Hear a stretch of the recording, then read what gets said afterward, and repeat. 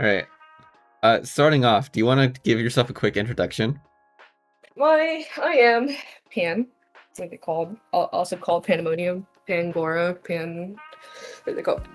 Pandemic, whatever you can assume or try to guess. I am a artist of about serious artist of like 5-ish years. I have a very deep interest in a lot of games and some anime, some here, some not. Um, I've been stuck in Danganronpa hell for about a decade, is what I'd probably say. And a lot of my art style kind of, kind of does. You can still somewhat see the Danganronpa art style within my own art style. But alongside of being an artist, I am a gamer.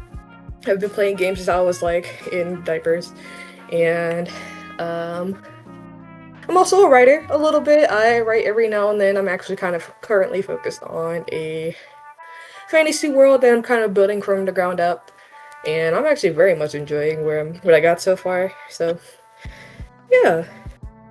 And do you have anything that you'd like to plug? I do have an art Instagram that I currently kind of abandoned a little bit, but with me drawing a lot more recently than ever, I am trying to build a portfolio to hopefully eventually acquire the intention of enough people to kind of eventually go to or get onto Vision, which is one of the websites that requires you to be kind of like specially invited to if you don't have a code itself. And let's see, I also kind of stream, kind of don't stream. I am under the Twitch handle Astral Elf Pan, which is where I also kind of plug. Where I also kind of plug my other stuff for my other endeavors. I also do take commissions, though currently not because my drawing tablet has failed on me. Don't And say. I know, it's so sad. I do it on Fiverr, also under Panoro, but I also do have a coffee under Astral Elf Pan. So there's a lot of places you can find me. How many reviews are you at for your Fiverr commissions? Fiverr, let's see. Well, I just finished one. What was it called? Finished one today. Mm-hmm. And so far, dashboard. Where are my reviews? So currently, so far, I have a 5-star rating. I've completed 14 orders, which a lot of them has really spiked over the past 6-ish months. Let's see. And I don't know, where do I find how many orders? I mean, how many stuff I find? I cannot find it. But I think if judging by how many orders I've done, I'm assuming I have like 14 reviews. All of them have been 5 stars. A lot of the people that I've been working with have been absolute joy. So really, I kind of contribute that to them because it's been really fun working with a lot of them. It's really nice. I feel really honored whenever they choose me to visualize their characters. But not the most recent one, but the one before. That was my first full body Danganronpa sprite because a lot of my commissions are Danganronpa focused. It was for a character with, I forgot, they didn't give me a name for the character, but like I said, first full body, and as we were going through the process, because I usually typically send progress photos over like a draft, a line art, stuff like that, in different stages of the drawing process, they were just very excited and were just very happy that like I was able to fully realize their vision just from words alone. It was just, I thought, and I really liked getting to do it. I thought I had a lot of fun drawing their character and getting to fully realize them in a way that they absolutely love. So yeah. That's so cute. What's it like doing like art as commission and like having like somebody be like, all right, here's what I want, here's my idea, and then you being responsible for like bringing it all together? I get very nervous doing so because I'm very harsh on my own art. I always hold myself to a very high standard, and if I feel in being or knowing that other people trust me to draw, like I said, to draw their characters or to realize their characters, it's a very big honor to me, but it's also very nerve-wracking because I don't want to fail them. I don't want to, like I said, I don't want to fail them because that like I said, they trusted me to do this, and I don't want to let them down. Doing it for money has been a little interesting. Um, because for the most part, I've never really considered doing actually doing my own commissions. Like for like most of the time I've been drawing. It was only recently when Ibby and their friends was always also YouTuber, but would kind of pester me like, when are you doing commissions? Like, why aren't you accepting commissions or whatnot? And like even some of my old coworkers or people who knew that I drew in person, they were like, well, have you considered doing it for art or doing it for money? I was like, for one thing, no, because like I said, I never really considered my art to be that good enough to actually warrant someone paying for it. But I think another reason why is because I, for the most part, do consider art to be a big hobby for me. Under like italics, bold, underscore, underline. It's a hobby for me, and I don't want to feel the. I don't want to be under the pressure that, you know, I have to do art or else I'm not going to live. Like I know a lot of people do art for survival. Like that's how they get their income. As much as I would love doing that, I don't want to actually go that far. Um, because then if because I do suffer a lot from art blocks, and they come very rapidly, which sucks a lot, especially when there are times where I really want to draw someone or draw something, but it's just, well, I can't do it anymore because either I don't have the time or I don't have the motivation, or for some reason my body just feels icky when I tries to start drawing. But I don't want to kind of force my body or force myself to try and draw when I'm not in a place to actually be doing so, which is why another reason why I was really hesitant to actually start doing commissions, because if someone commissioned me to do something and suddenly my body essentially says, hey, we're not doing that, well, I can't do it now. So it's like, and like they paid me to do it. It was like, and well, now I feel bad because you wasted your money. Of course, if so far it has not done that, but in the case that it does happen, I was like, well, I'm not going to just take their money. I'm immediately sending it back. And I was like, well, look, I'm trying, but I'm going through a major art block right now. Just you have to try and contact me at a different time. I'm so sorry, but like I said, it has yet to happen, which I'm very thankful for. But I think that's still one of the things that kind of on the back of my shoulder, or it's kind of weighing on me a little bit. You'll Lingering. cross that bridge when you get to it. You're doing good Yeah. so far. Poor Shane getting fucking. Because Shane was on the opposite end of that, where like he got scammed out of a commission. What's it called? It's like I know that the person who he commissioned from is a reputable person, right? Because he's not the first person to ever commission this guy, but it's just the lack of communication on the artist's part really makes me very upset.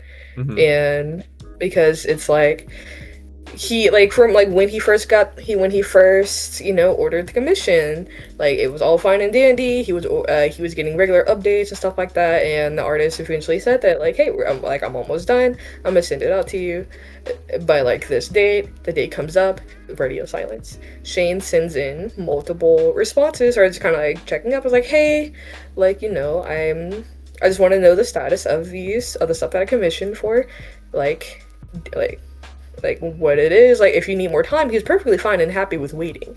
It was just the fact that he didn't get any responses. And then eventually, like 6 months in, 4 months after Shane initially contacted the artist, he finally gets a response. It was like, hey, oh my god, I'm sorry, I was going through a lot of stuff, which, like I said, like a lot of personal stuff IRL, which like I said, I totally get. Like, this is why this is whenever when I'm on Fiverr and there are stuff that kind of takes up my time, I immediately let my buyers know, like, hey, I'm trying to work on it, but my time has been taken up by like real life stuff and work. And then I'll let them know if I may or may not need some extra time to kind of get it done. And usually for the most part, they've always been very understanding. And whenever I would not file, or like request for an extension for the work, they were very understanding and pretty quick to approve it. And from there on, we had stuff going good. But it was just every time that we would hear back from the artist that Shane commissioned, that it was just essentially another I'll get it done. I'll get it done by like this time.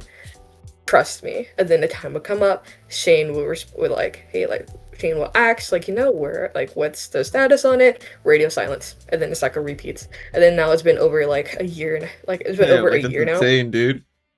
Yeah, and Shane had also considered ordering more from them. I was like, dude, what do you mean? No. And like I understand if you're, like I said, I understand if the artist is busy, but if you're so busy to the point where you can't do the commission, let your buyer know. And like Shane had paid him in full when he finished with from the start. And so I'm like, Shane, at this point you need to ask for a refund. Yeah. Because from what I've heard from Shane is that the artist has also been publishing other stuff. I was like, dude, what? But he still hasn't asked for a refund back. I'm not. Look, that's what, at that point, that's Shane's money. Yeah, that's what he wants to do. But damn, dude, the fucking amount of patience that Shane had for this guy, crazy. I know, and I know it's like he probably doesn't even really care like that, but it was just, to me, it's an honor thing. Like, yeah. Yeah. Okay. First question: why do you think you play a lot of support characters? Instant sigh. So there's multiple reasons, right? For one thing, I genuinely do like helping people, right? I like being reliable to others. I like being helpful in any way that I can. This is why when I was growing up, imagine me playing support actually is deep-rooted stuff now. But just I've always wanted to be useful or be helpful to my family through friends or whatnot, and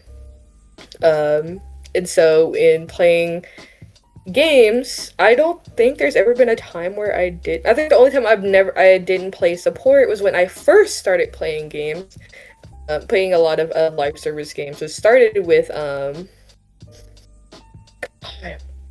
can't remember the game. Oh my lord. But I used to be a very big DPS main in that game, which, not to brag, but I was pretty good at the game.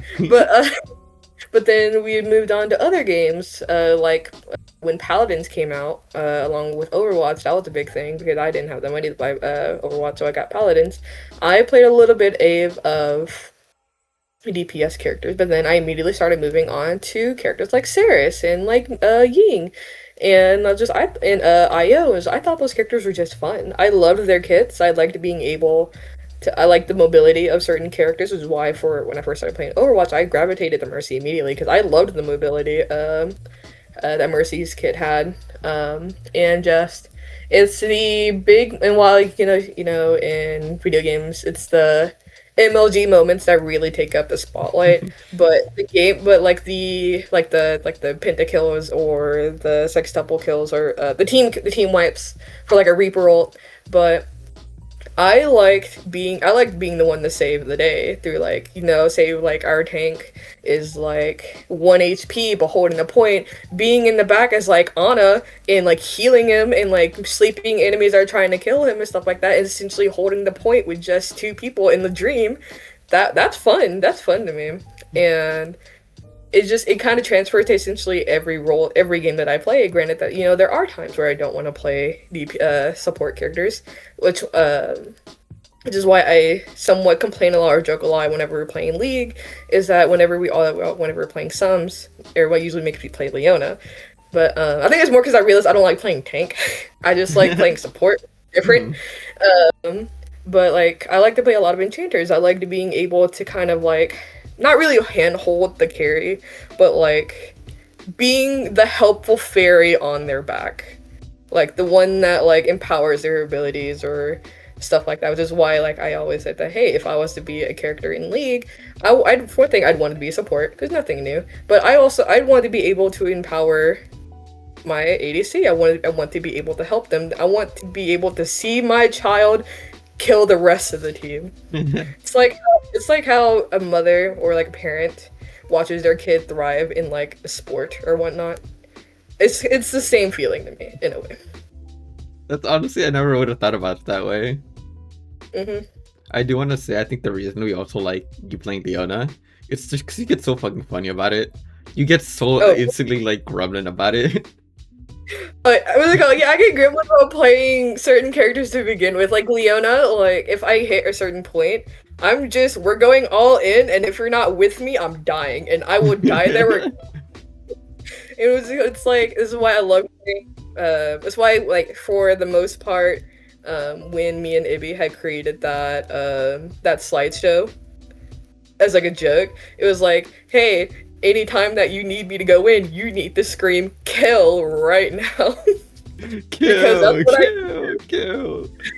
right. No, so specifically in the way of that one Steve Harvey clip in A Family Feud, he's like, yes. And yeah, it's every time. So it's like anytime we need to go in, I'm screaming and you're going in with me. You don't get a choice. At least in League, like your mid lane characters are pretty fucking good. They're pretty damn good. Granted, I play a lot of mages. I don't really play any like the 80 mid laners, which I used to play quite a bit of Neferi before the Neferi changes, which I'm kind of still sad about. But I like to think I'm pretty okay in the mid lane. I just don't play mid like that anymore. Yeah, you do pretty good. That Veigar is fucking devious. Yeah, what's it called? Look, that Veigar always wins in my hands. I'm so happy I got that one video of like you getting surrounded into like a 4v1. They start chasing you. You kill 3 of them, and the last guy just starts running away. Yeah, like, that's a crazy moment. I always think it's fun that like, especially with games like class-based shooters, champion games, like they allow you to like embody like a fantasy and just like, you know, enjoy it through that. You know that meme where it's like the big horse in the room going, address me? Oh yeah, no, it's the elephant. The elephant in the room that goes, address me. That's how I feel playing tank. Yeah. That's why I play tank. Where's my highest rank tank? Oh wait. Oh wow, it's actually, well, I guess Tom Kench, but I only play one game. But it's Thresh with 80%. Interesting. You play? I was like my League graph, but yeah. I don't remember seeing you play Thresh, but honestly, I think Thresh is the hardest hook champ. I think he's the hardest of like the tanks slash what is it called? The engager, like sports. I actually would argue that Braum and who's the other one? Shoot, I can't think of it. Taric. I'd say they have a lot of skill expression. Also, a good Alistar. Quite literally, if you have a good Tom, Alistar, or not Tom, Taric, Alistar, or Braum in your lane, you're not winning that game. Like unless that is your support, you're not winning that game. Like I'm so sorry. Yeah, I didn't realize how good a Braum was until I ran into a couple good Brahms, and they were just so impressive. Yeah, that's why he's my perma ban. Because like not only in the lane, because not only does his passive with an auto attacker, like any auto attacker, is really good, but also his blocking ability kind of fucks over half the game anyway. So it's like, oh, like you're in a fight, right? And you, like the enemy Caitlyn is about, it's about to die. Your Jinx like rockets her from like across the map. Oh, you think you're about to kill her? Oh well, Braum's right there. He blocks the ult. And it does no damage to either one of them. Is there a game you've been wanting to try but like you've been putting off? Is there a game I've been wanting to try? Your backlog? I've been having a lot of fun with Deadlock. I just haven't been playing it. And it's just, Deadlock is kind of... I think the reason why I struggle with Deadlock so much is that there's a certain kind of skill expression that combines both League and Overwatch, which I do not have. And so it was like, I'm just gonna be real. And and when like we're playing and stuff like that, I think I'd be doing good in the early game, which I feel like I am. But the minute that we hit late game, I'm dog. Like I'm essentially a walking bag of shit. So like I've been wanting to play a lot more of Deadlock. We just haven't been able to. But I don't know if it's something I've been putting off, right? But there is. I don't want to fall back into a gacha hell, Oh but boy. there is a new kind of like Genshin game that's kind of out right now. I think it just recently came out called NTE, which I forgot like what the fully like abbreviation stood for, but it looks really fun. I like the character designs. Mhm. I think it's fun looking. And like it's supposed to be, instead of it being like a fantasy world from what I've seen so far, it's supposed to be like a little bit more modern, like with like a little bit more elevated technology, but mostly set in like a cityscape. I think a lot of potential in it, kind of like the same as Zenless Zone Zero, but I think with a little less bit of like the fantastical elements to it. But Gotcha, how, dude. yeah, I know. That's why I don't want to actually get into it, because if it's actual gacha with like the shitty rates and stuff, then I'm gonna perish, I guess. Yeah, I like enjoying like listening to the story or like learning about like characters, who they are, and their motivations. Like actually playing Mhm. gacha games, it's like I know what this corporation is doing and what they want, and it's just my money. Honestly, I'm surprised Yeah. Genshin hasn't been selling too many skins. Which I think is a really big miss on their part, because Mhm. clearly that they've seen their certain skins, if they're like a lot of skins would sell for a lot. Like if they release, or granted they might be waiting until like since Naya fully comes out and Sarisa as a playable character, but if they released a skin line where it was all the Archons in their Archons outfit, I can guarantee you they'd be making billions. Yeah. like like the Glee, not the Glee, the Klee skins were really cute. The Diluc skin was like very hot to me, which honestly kind of revived my liking for Diluc. Um, but a lot of the skins are really cool. Like they have such potential, especially if they've been advertising like quote unquote soft advertising the mention of them selling skins from the very beginning of the game, where it's like they have like this small little tab for costumes that nobody has apparently, because they're just releasing skins once every 3 years, and it's like it's weird to me that they're not doing that. Trying to save it for when funds are like getting low, Apparently so. or when they're finally getting ready to start working on that like SAO style game. Dude, terrifying. Horrifying. What personal projects are you working on? Um, I am still currently working. Like I said before, I was working on my fantasy world, which, like I said, I've been having a lot of fun with. I've been actually developing a lot more of the individual regions itself, which one of the ones I'm actually kind of a big fan of is it's called the Isles of Nerva, which is just this semi-small civilization that's just living on just a set of floating islands.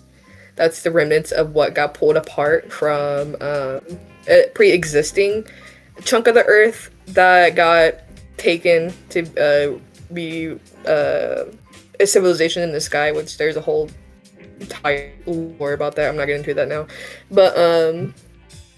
But I've been slowly building up the culture and what it's like living there, and honestly, I'm just now kind of really realizing that a lot of the fun about building fantasy world and stuff like this is the general world building, individual world building when it comes to certain areas. How does that affect the any characters that would be going there, like in like what it's different about this one as opposed to a different nation and stuff. And I've been having a lot of fun. Yeah, I talked a little bit about this with Avi. Like, fantasy worlds are so fun to build for. You truly Mhm. are like unlimited in what you can do, as long as you can like Yeah. kind of explain it. Yeah, like as long as you're able to explain it in like a decently coherent way, you can literally go wild with what you want to do, which is like why like the big appeal to me about fantasy worlds is that it's essentially what is the person creating is able, like what all can they create. It's kind of like a skill check in ways, like, well, what all do you know? What all can you create with a blank slate? Yeah, that's kind of true. Okay, actually, on this kind of the same topic, Do you prefer sci-fi or medieval fantasy? Oh no. Because okay, I have a question. What do we consider sci-fi? Um, like when you think about sci-fi, it's like the fancy gadgets and shit, like fucking I don't know, space travel, I guess. Because the reason why I asked, because I feel like there are different types of sci-fi, right? There's sci-fi where it's like mostly focused on space travel, and interdimensional traveling, and interrelations and stuff like that. Which I do have my own side story about that. I'm not working on.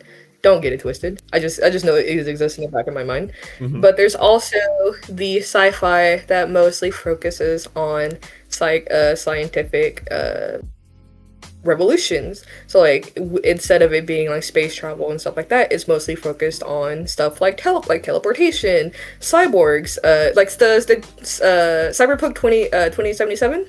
Hmm.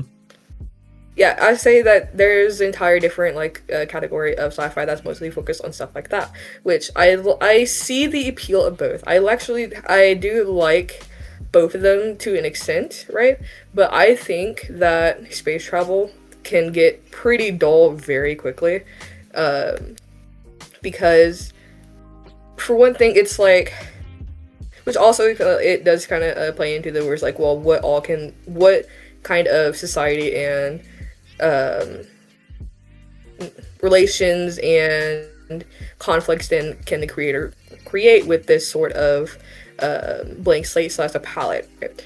But a lot of it tends to be the same thing, which I'm not saying that I'm any different, because my some space dimensional sci-fi, it's still somewhat the same thing. It is focused on the relations between two planets where they're both at war, but like in the story that they are trying to come to a conclusion to the war. They're trying to come to a peace treaty, but in doing so, what they're asking for is is a living sacrifice, with the main character as the kind of like a one-off guy that's been kind of entrusted with the project. He realizes that that the price for peace is an innocent child, and he realizes that he doesn't think that's right, regardless of what's going on. Like usually he wouldn't butt his head into stuff like that, because that's what he's kind of been taught to do in his line of work. But when he realizes just how innocent and naive the child is, he starts to feel terrible about it, because like other pre-existing traumas and like brooding backstory and whatnot.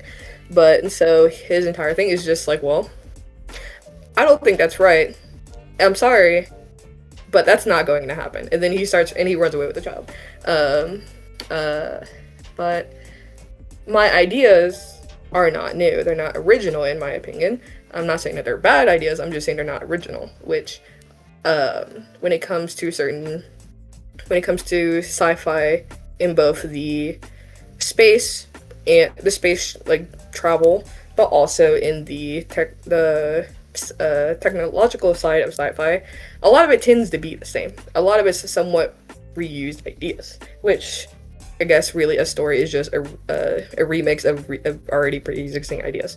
But going back to the question at hand, I think though that the fantasy worlds, in terms of like medieval or high fantasy, also kind of suffers from the same thing, right? Because a lot of it tends to follow the same, I wouldn't say formula, but there's a lot of pre-existing ideas in a piece of fiction for fantasy that you probably also find in another one. But I think in terms of writing it, I think I have a lot more fun with fantasy.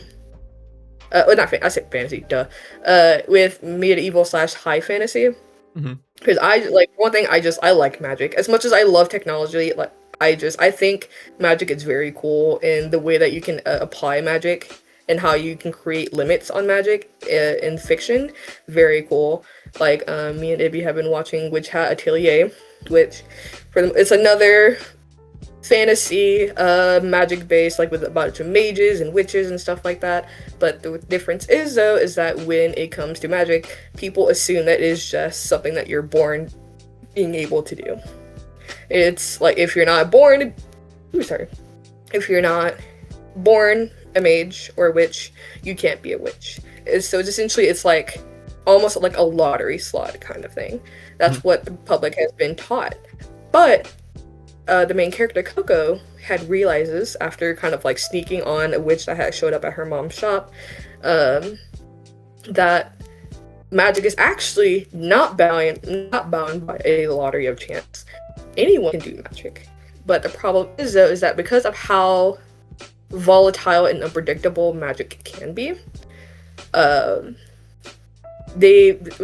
kind of quote unquote society of people who do magic, they have essentially told the public, hey, don't do, like, you can't do it, trust us, teehee.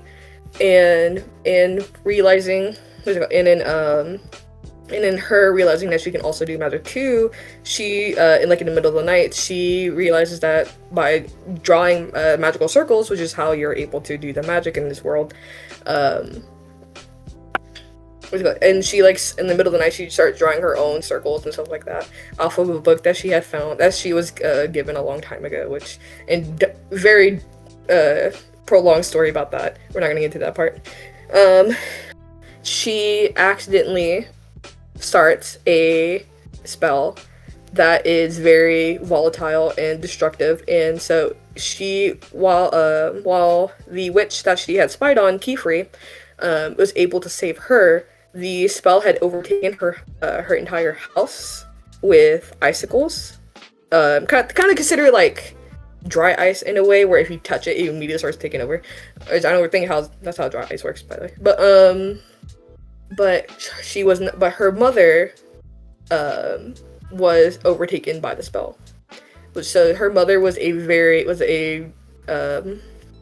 don't call it a side effect. She was. I guess she was like an unsuspecting victim of such chaotic magic. Granted, and so I like the world of Witch Atelier, of it being like so. It's supposed to be, or like so. It's supposed to be very what do you call it? Anyone can do magic, but because of how dangerous it is, no one is. What's it called? It's supposed to be a secret that anyone can do magic, and the way that they do spells is very interesting to me. And it had gotten to the point where even in the fandom IRL, people are creating their own spells. And I think that's very cool. Yeah, where your absolutely. system it's so established, but gives you just enough freedom to create your own spells, even outside of the context of the anime. Mm-hmm. So I think that's really cool. I like when magic or systems have a personal touch, like Gachikuta. Like that's a great example. Oh, yeah. Really cool. Yeah, I love Gachikuta. I still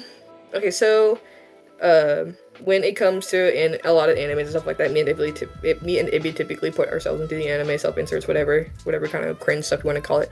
I call it self-insert. I don't care. But when it comes to anime like a Gachikuta, Ibby immediately knew what their place was within the anime.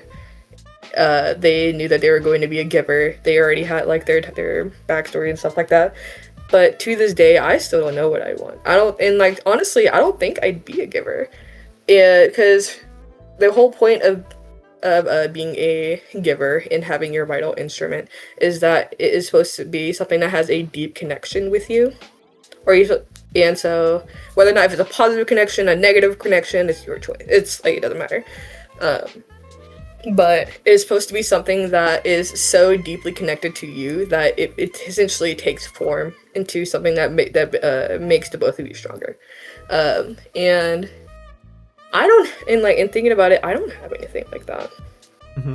It's like as much as I'm usually known as the one that's like the artist and stuff like that. So at first I considered, what if my vital instrument was like a drawing stylus, but for one thing, or like a drawing stylus or a pencil or a pen or whatnot. But it's just, as much as I am an artist, I don't think that is what would be my vital instrument. I don't have anything like that is so deeply connected to me, that I don't think any of my drawing tools would be a vital instrument to me. but I also don't have anything else that would. Yeah, it's a tricky thing. Yeah, but it's the entire magic system for Gachi Akuta is so simple yet so you're able to express and create literally anything from it. So, which is why I love seeing people's their own versions of vital instruments, whether or not it's for an OC or for themselves. I think it's very cool to see what people create. Like, I think I saw someone whose vital instruments was like their headphones, but like they turn into nunchucks. I've seen someone who had rings that turn into brass knuckles. For example, hers is her teddy bear that she's had since she was birthed, which is a lot. This is crazy to say. But she's had a teddy bear that she's had since she was literally born, and when she's able to channel the teddy bear to turn into essentially like a Tibbers kind of situation. Yeah. Which was go like I think it's very cool, and I think it fits Ibby very well. In which I'm seeing like a lot of these ideas. It when you look at the person who's like saying like, oh, this is my one instrument and whatnot, it fits them so well and perfectly. And I think that's the fun part about engaging with creative fandoms like this, or engaging with a fandom that can be creative like this, is that because you get to see what goes on in everyone else's mind. Oh, absolutely. People get real creative. Oh, absolutely. Honestly, I feel like you and Shane are the type of people who would do really good in like a video essay format, where like you have your thoughts on a certain thing, you organize them, and then you just get to yapping. Because I feel like you guys are really good at yapping about certain things, and I feel like sometimes it's always like really good to like really fun to listen to. You guys have like deep thoughts about it, and I'm like, damn, I didn't think about that shit that way. I think that's the kind of thing about it, is that it's less about me being able to yap, is more about getting me to actually yap. It's quite literally, it's like how you have to jumpstart a lawnmower, and once you start it, it just keeps going. That's what it is. You just have to get me to start talking. I am, however, gonna have to like ask you to keep it a little shorter, because we do have some more questions, and we're at 47 minutes out of like what at most could be an hour 10. Oh, okay. Right. What is your favorite memory of when we met up? When we met in New York, I said New York, in Houston. New York. Honestly, I really liked taking you down Jesse Jones. That's the nature park that Jesse Jones was a nature park I used to work at. Oh, that was nice. Yeah, I had a lot of fun just walking around, because I love Jesse Jones for one thing, but being able to walk around in just like in a nice forested area. Like there's clearly a path, but you don't have to fully go down that path. Like I showed you, I took you up to the homestead, which I probably shouldn't have. I probably wasn't supposed to do that. But and we just talked like this, and I think honestly that point, and when we were walking around, it made me realize that I actually do like walking. Yeah, man. And so I've been a lot more willing to walk around, especially here, because there's certain places that would make just perfect destinations. They just walk around and then just come back. Oh, for sure. It's why like I don't want to give up like moving from New York, because just being able to decide I want to go on a walk and then like have the space to do that is like so nice. Yeah, which you don't get that shit. Kind of sucks that we're moving. Yeah, it's kind of sucks that we're moving to where we're moving, because from what I've seen, that place is not walkable whatsoever. Yeah, I did like when we were over there, and I got to like hear about like your experiences of the place. That was real nice. Yeah, I had a lot of fun at the homestead, and so being able to share like my experiences and my high school stuff that went on around that time was really fun. Absolutely, dude. What character archetype do you most likely fall under? Do I fall under? do you fall under? Oh no, I don't know. Actually, I do know. It's so funny because I only realized this um in when we started watching Taemin's B-side, which honestly I think if you watched anime, I think you'd fuck with some of the characters. But it's the characters that seem really like serious and brooding, but the minute that you get to like the minute that they get comfortable around you, they just start saying the dumbest shit imaginable. Yeah. Because because one of the characters that Amy likes a lot actually is that he like when you see him, he's like this really tall, muscular, sharp eyes and black hair. So he looks like he can beat the shit out of you, and he has such an intimidating aura. But when you meet his B side, what he's really like, he's just a giant fucking nerd. And it's so funny, and it's like whenever Utage, the main character for the harem and whatnot, it's not a harem anime, but when she first meets him on his B side, he's just yapping, bro. And she's like, "Oh, you talk a lot, dog." And his entire room is covered in anime merch, bro. It's so funny. I definitely feel like that. I never even thought about that, but I do think that fits you best. Right. How do you think the fandom would misinterpret you? Misinterpret me? Yeah. Oh no. I think they will probably misinterpret me to being kind of heartless in a way, right? Mhm. Because I do have my moments where I do say some like I wouldn't say outlandish stuff, but I say some kind of because for one thing, when people see me, because apparently this is like a common thing, is that when people see me or whenever people kind of talk to me without really knowing who I am, I have this very kind of like a resting bitch face, and I have this very monotone, unchanging tone of voice, which I still never hear, but apparently it happens. Mhm. And so and of course I say certain things, with my dead stare or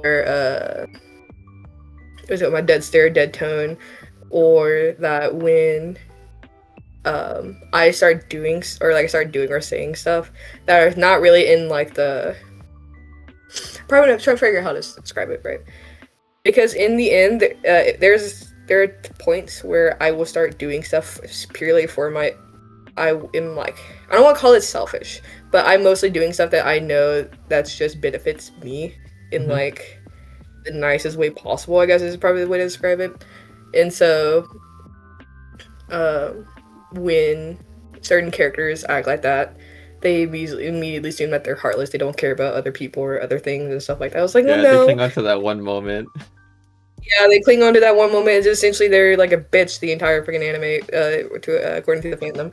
But it's no. It's like, especially for me, it's like there are times where it's just I'm taking no shit, bro. And like in the end, I'm just trying to protect my own peace. Yeah. What's something you wanted to try but were too scared to? Something that I wanted to try but too scared to. Yeah. Nothing comes to mind. You can just say nothing. No, I'm gonna say the most virgin thing ever, and it's going on a date, talking to people. I'm terrified of it. What about it specifically then? Why am I am so used and satisfied with my like isolated lifestyle that the thought of actually getting to talk to someone, getting to know someone, and then suddenly getting attached to them sounds terrifying, because then now suddenly someone else is in my piece.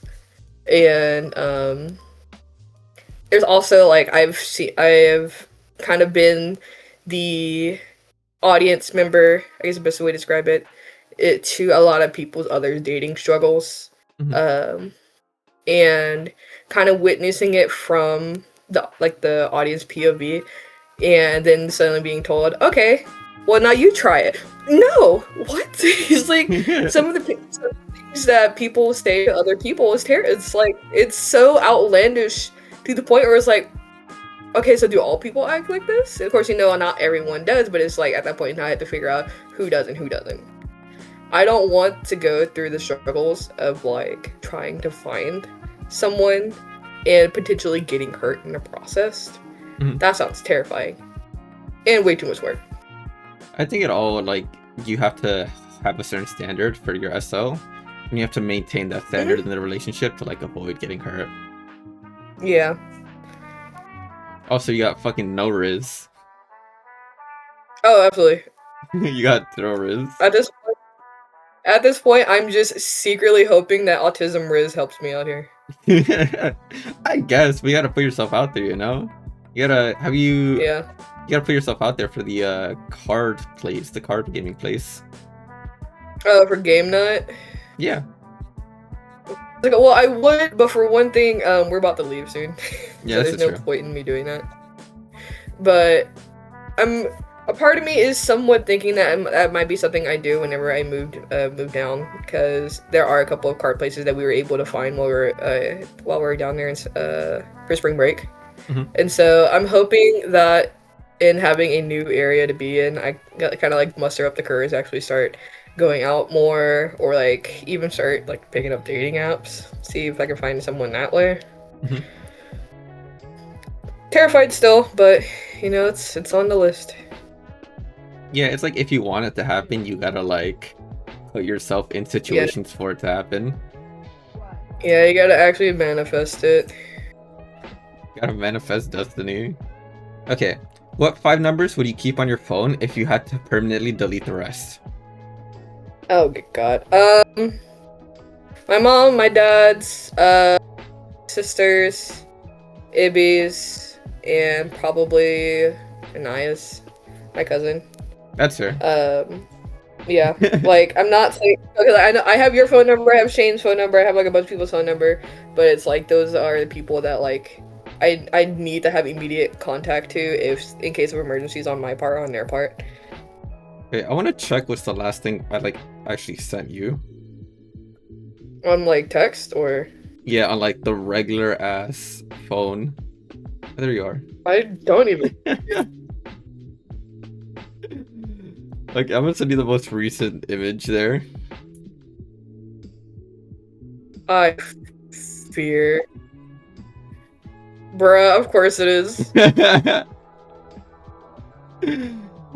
There's that literally could be context to anything, man. Dude, there's no context to this. It's just like on a fresh like September Sunday like afternoon. I sent that, and that's it. Bruh. that makes sense. That makes sense given our friendship. Yeah. Right, what's your personal life philosophy? Oh god. It'd probably be something very simple, right? It's probably the treat others how you want to be treated kind of thing. The golden rule. Yeah, the golden rule. Because in knowing the kind of society that we live in these days, it's like it's so baffling to me when people don't have that kind of empathy for one another. And so it's like, well, I'm not going to wish something upon someone that I wouldn't wish upon to me.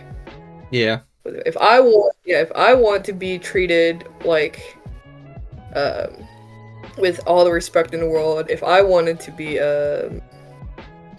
be considered in someone's thoughts and like choices, I have to do that as well. So I do. And knowing that there are people who just don't do that is so mind-boggling to me. There's no group of people who piss me off more than, it's not even MAG at this point, it's Latinos for Trump. There's no group that pisses me off more. And then they like go on TikTok and they're like, oh, I can't believe this happened.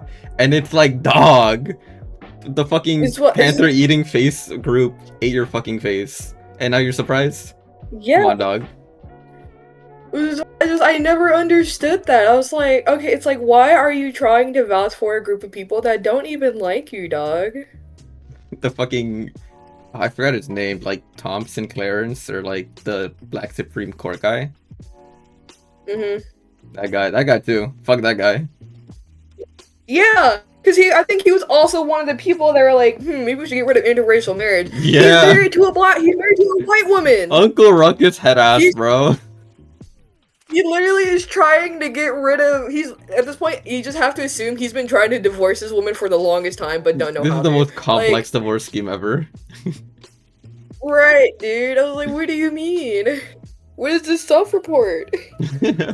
What's a weird belief you still stand by? A weird belief that I still stand by. Oh god, I know there's one out there. I just can't think of it. I don't think I can think of it right now. I'd probably be like in the middle of the night. I'd remember, but yeah, it's one of those questions. Yeah, I can't remember right now. A weird belief. All right, last couple questions. What's your current fixation? Current fixation? Either one, my fantasy. Well, there's three of them, right? It's either because it's in rotation. My fantasy world, League of Legends, because that's still big. That's still here. Or Kato, specifically just Kato from Taemin's B-side. I like him a lot. Yes, you do. Even if he was talking about it. Yeah. Okay. Can't believe.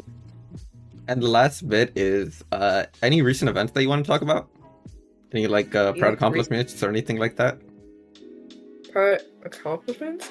I guess kind of also applying to the me liking Kato for the a lot is that recently this is the first time I've ever actually drawn myself outside of like PNG stuff. Like I drew a self-insert like ship for myself, and it was of me and Kato.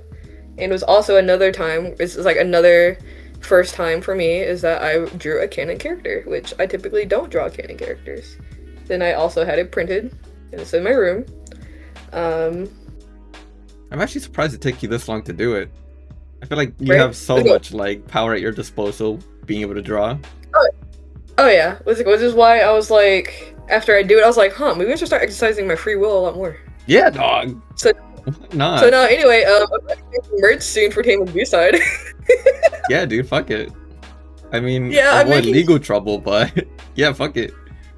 Yeah, I'm making little keychains of like, cause their idol group, a lot of K-pop and J-pop, they have like custom, not custom, but like personalized light sticks for their band. And I realized for some reason Taemin's B-side didn't have one. So I was like, what if I made like a cute little design? I can actually send you the picture of it right quick. Mm-hmm. But I was like, what if I just made some for myself? It was like, and so I am turning them into keychains. I already placed an order, like a testing order for them. And if I really do like the idea, I might sell them into keychains to see if other people like them. Because I've noticed that granted that it's still a new fandom, but I know that there's a distinct lack of like Taemin's B-side merch. Interesting. Yeah, that's cute. And each of like the little ears and stuff like that, because in Taemin's B-side, all the band members have like an animal motif, and so there's just like little ears for them for the icons. I mean, look, man, I'm sure other people want more merch too. Absolutely. Yeah, and that's their animal mascots. Oh my god, those are super cute. Yeah. I like the chipmunk looking one. I know, you're so angry, and for what, bro? Reminds me of that squirrel from Chikawa. Yeah. I love that squirrel. I feel like I had something that I also had to mention. I think it might have had to do with their I think it might have had something to do with Shane, but I can't come up with it on my head right now. Oh, now I remember.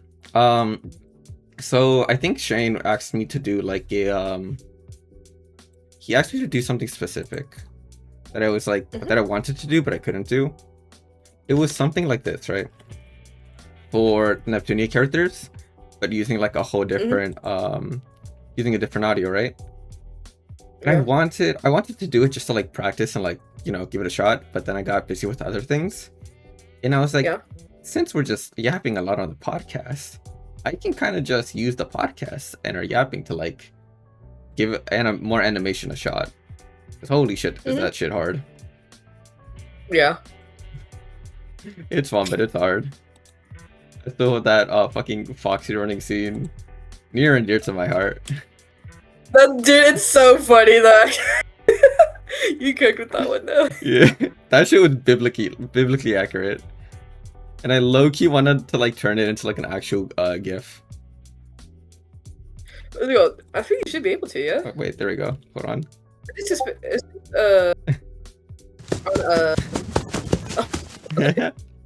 Charlie run MP3 before it. You can turn them up into like a short, like a YouTube short or anything. That's way too specific. Wait, no, you're actually right about that. But most importantly, turning that shit into a GIF, because like if anybody pisses me off, that's just what I'm gonna send them. He's freaking dying. So stupid. Yeah, by getting to like animate us in like these certain funny ways, it's been so much fun. It's been so silly.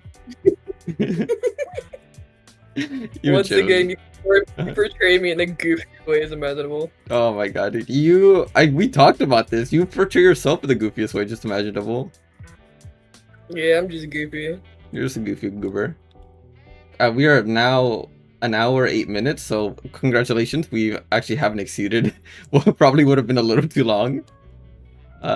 Thank you for coming over here and on the podcast that has no name, and it's probably just an introduction to an actual one we'll set up later. Do you have any closing statements? Do you have any closing statements? League of Legends is still garbage. Don't ever let anyone trick you. And also, don't ever let anyone trick you into believing that drawing is fun. I don't know, man. Anyone... It looks fun. I mean, I have fun when I do it at a casual level. Bro.